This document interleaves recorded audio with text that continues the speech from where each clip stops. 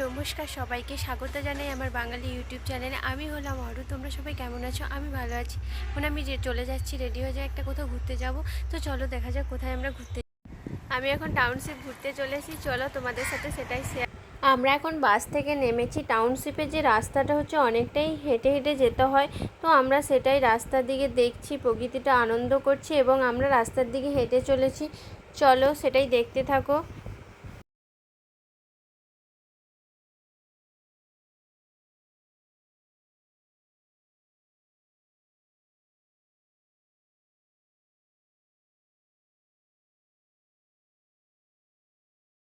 আমিও গেছিলাম আমার একটা বন্ধুর সাথে ঘুরতে, কিন্তু বাট সে এতটাই ক্যামেরাসই যে আমার ক্যামেরার মধ্যে একদমই আসতে চাইছিল না, কিন্তু আমার ভিডিওটা ভালো করে সুন্দর করে বানিয়ে দিয়েছিল। তো তোমাকে অনেক থ্যাংক ইউ আমার ভিডিওটা বানানোর জন্য। মানে ওখানে যেতে আমার এতই ভালো লাগে, আমি শুধু মনে হয় যেন আমি টাউনশিপটা ঘুরে আসি। মানে এত সুন্দর হাওয়া, প্রকৃতি, খুব একটা সুন্দর জায়গা। তোমরা কিন্তু সবাই ঘুরে আসতে পারো।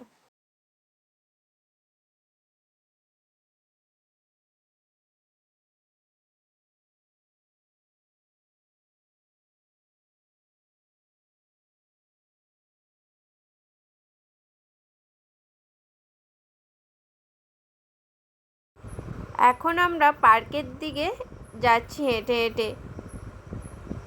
এখানে একটা নিরিবিলি জায়গা, মানে এত সুন্দর, মানে বলার নেই কিছু। মানে আমার ভয়েস দিতে দিতেও মনে হচ্ছে যে আমি একবার যাই, আবার যাই।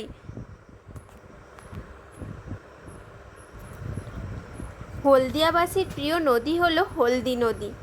হলদি নদীর পাড়ে এসেছি।